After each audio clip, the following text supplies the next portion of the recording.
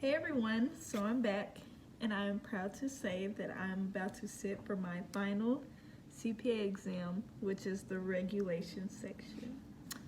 And I can say regulation has been very interesting because despite bar, audit, and BEC, where you can kind of figure things out and everything is set in stone and you do the calculations, regulation you have to memorize, okay? Regulation is you have to know the thresholds, you have to know the percentages, you have to know the rules. If you don't know those, then you're not going to be able to successfully answer the question as you are in the other CPA exams where you're kind of able to figure something out. So every day when I'm studying for REG, I'm learning something new. However, I did spend 4 weeks studying for REG, and I guess you could say 4.5 since I'm taking my exam this Thursday. Yes. And today is Tuesday. It's Tuesday evening, and I know tomorrow before my exam, I'm going to study some in the morning and then just look over my notes in the afternoon. So I don't plan on doing any multiple choice afternoon tomorrow, and I'm just going to relax the night of the day before. That has been a tradition for me, my last 3 exams that I have taken, and it has worked in my favor.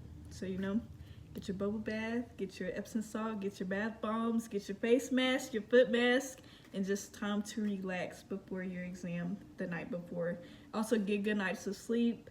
I have stayed up till 2 a.m. to midnight the night before the exam. However, now I go to sleep by 10 or 11.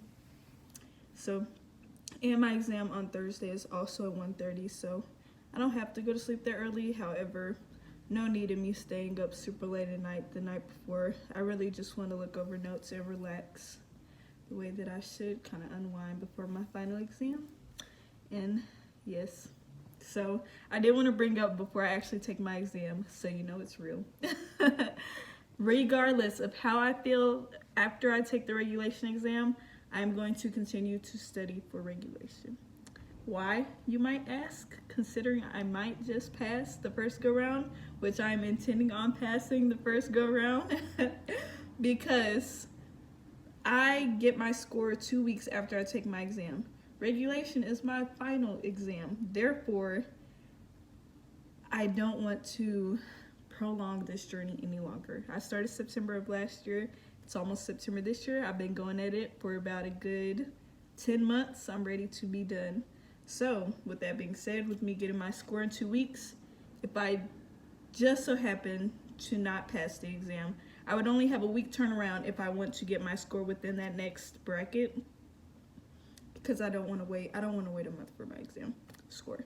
So I figured, what's it gonna hurt for me to continue to study another 2 weeks, to where if I do have to turn around and retake the exam, I'll have 3 weeks of studying versus getting my score and not passing and only having a 1 week turnaround, which I wouldn't want to do. I feel like that's not a very good strategy. I would end up waiting till the next deadline. So I said I'd rather just continue studying while I have the momentum. It won't hurt anything, considering this is my last exam. So that's why I said that, because even if I feel like I aced it, I am going to continue studying, because you never know with these exams. However, I am feeling pretty good about regulation. I feel like I got my study schedule down pat, so I've been a little bit more successful during my studying. And yeah, I'll see you all on exam morning. Bye. Okay, so it is indeed my exam day. I am doing last minute reviewing of my notes. I only have a little bit more to go. I did most of it at the house, but I like being at the testing center earlier, as I think I've said before. So I'm at the exam center an hour before, just because I always have a fear that car might break down. I may need my mama or somebody to come and get me, take me to my exam.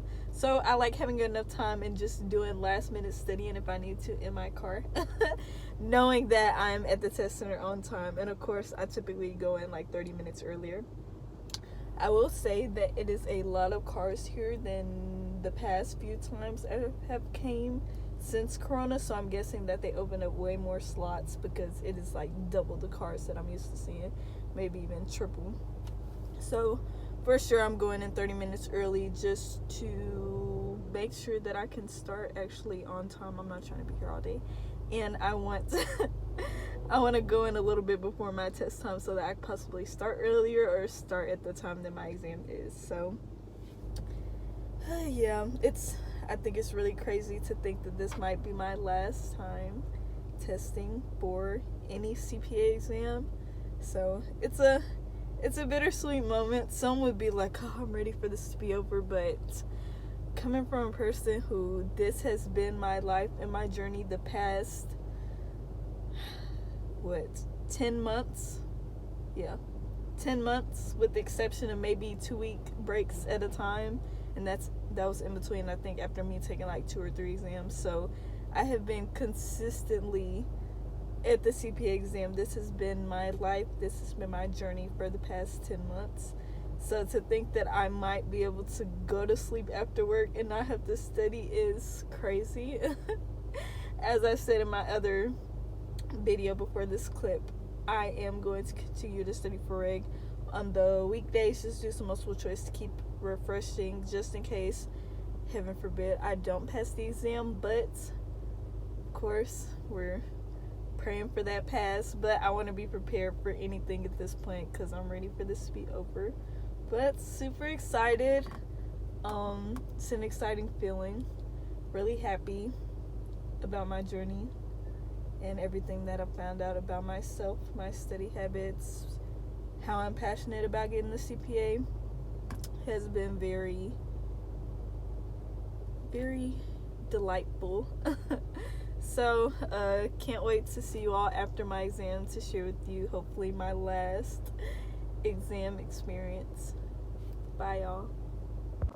So I'm back home from my exam, and I must say I feel very neutral. So this time I actually did not do any of the 3 Becker mock exams, which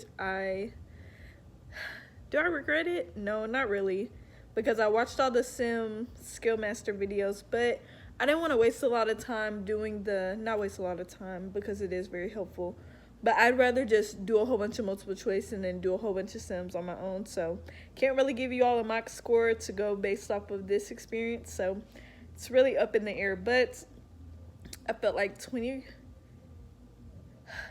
I felt for sure at least on 50% of the multiple choice. However, some of it I felt like was super vague in terms of some of the topics that I looked over. So I was expecting to be tested on more of the material that I remember seeing.